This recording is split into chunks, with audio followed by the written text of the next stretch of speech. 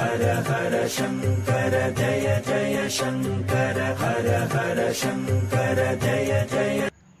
மனம் வாடி பேசுகிறார்.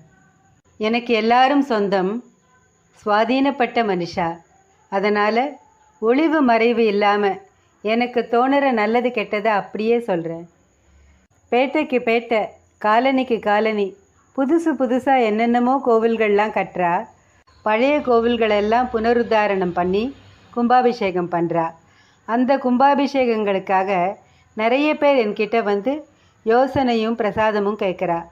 இப்படி கோவில் கட்டுறது, கும்பாபிஷேகம் பண்ணுறது எல்லாம் கேட்க எனக்கு ரொம்பவே சந்தோஷமாக இருக்குது.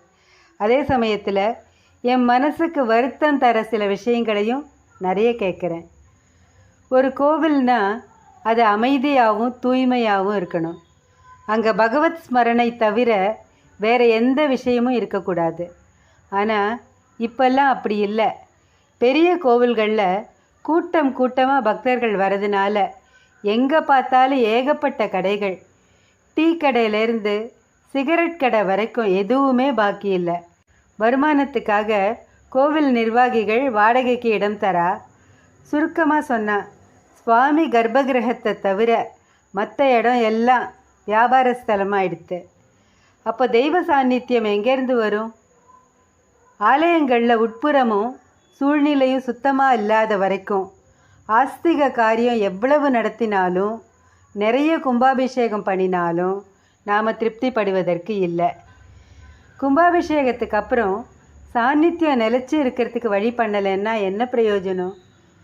ஆலயங்களுக்கு உள்ளேயே நடக்கிற அனாச்சாரங்களை என்னை தவிர யாரும் எடுத்து சொல்ல மாட்டா போல இருக்கு. அதையும் நானே சொல்கிறேன். எங்கெல்லாம் முடியுமோ அங்கெல்லாம் காட்டேஜுகள், ஹால்னு வாடகைக்கு விடுறா. கோவில் வளாகம் உல்லாச ஸ்தலம் இல்லை.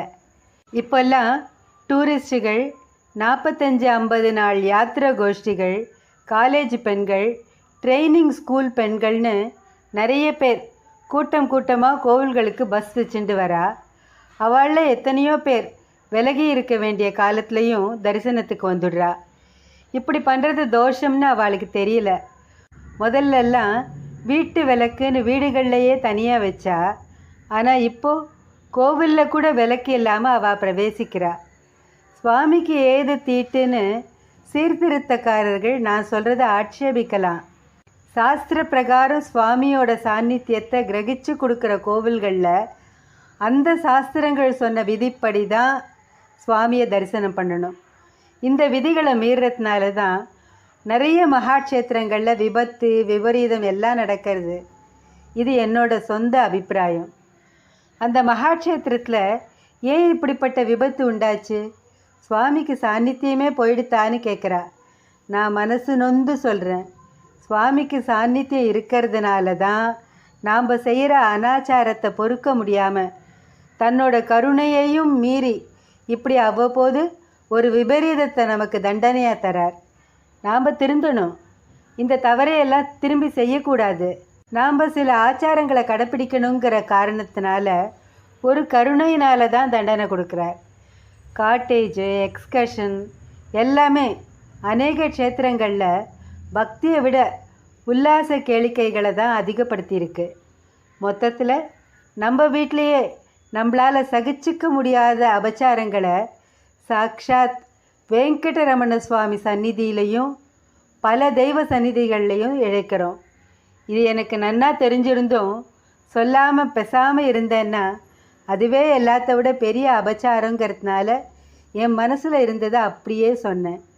உங்ககிட்ட சொல்கிறதா மட்டும் நினைக்காம சாக்ஷாத் வெங்கடரமண சுவாமி கிட்டேயே பிரார்த்தனையோடு சொல்கிறேன். அந்த அபச்சாரங்களை தடுத்து நிறுத்துறதில் ஆஸ்திக மகாஜனங்கள் கண்ணும் கருத்துமாக இருக்க அவர் தான் அருள் பண்ணணும். பெரியவாளோட அறிவுரையை கடைப்பிடிச்சா கோவில்கள்லாம் சாநித்தியத்தோடு இருக்கும். பக்தர்களுக்கெல்லாம் நல்லது நடக்கும். நாடு சுபீட்சமாக இருக்கும். நாம் தான் அவற்றையெல்லாம் சரியான முறையில் கடைப்பிடிக்கணும்.